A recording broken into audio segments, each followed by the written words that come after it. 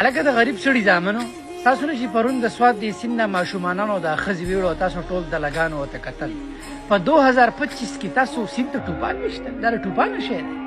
ستاسو د سټیټ سره نه هلیکاپټر او نه سره یو جیټ سکي سره نو چې په جیټ سکي کې ناستلی وی لایف جاکټ ته اچولی ورغلی ماشومانان دي دغه کړي عمران خان بامبڑ د مور میړه خو یو خطر نہیں کولے جو ہمارے د مور کا میړه آزاد کړو عمران خان جو ہے اخدر لسو کی خود ودر کی کنا خو تاسو هم بابړانی کونیانی پښتانه غام بامبړو هغه بامبړ بدل خزي او الکان راوستل درنو د لګان د اوسان چې چي جلو کو تاسو خو اوس پتا سو یو کار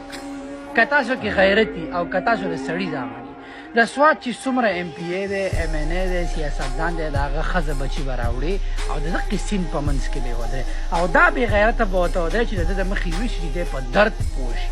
او بیا بوته دا به غیرت وي هلیکاپټر په سو کې زما په یو فراری باندې قسم د دوه درې هلیکاپټر کې اوس په سو دوسان وی جوړاله والا بالکل تاسو دا غیرت وکړئ اول د دینه دا ټول سین ته ولې چې دی درد ګوري بل ټوپک راولي د پاکستان نه جدا شي د پاکستان حکومت پښتون ته رسپی په نظر دا سواد په جدا سټیټ شي زدر باندې حکومت کو ایرپورټ ته سرشته ایرلاین بدی شي هلیکاپټر بدی شي ساغ عمران خان بامبړ چې بیا دله د اوسه زیناکار چې پاکستان ته خلک ویزاري قسم پر رب ز پښتون یم ستا سواد ته دا پاکستانیان بیا ویزی لږ یاره دار شایدان ور ملک دی او کم بے غیرت چې شیخ غلام دی هغه واپس راولم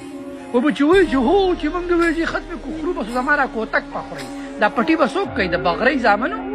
او چې بچي به وي سخوري چې ورړی راوړی پانی به دي بچي خوري بيزي شي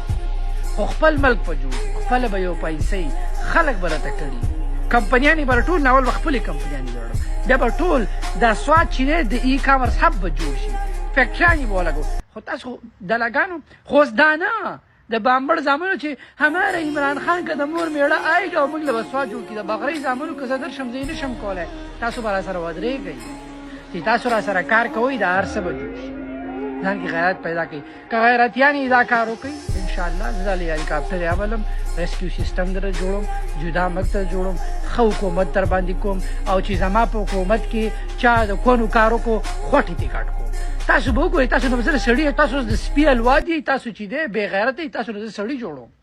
تاسو دا ټرای وکړئ که نوی ملک غواړئ دا غیرت پکوئ که دا دوه غیرتونه یې وکړو نو بس زه یو را روان صدر یم پاسئ د بغرۍ زامن طوفان ولي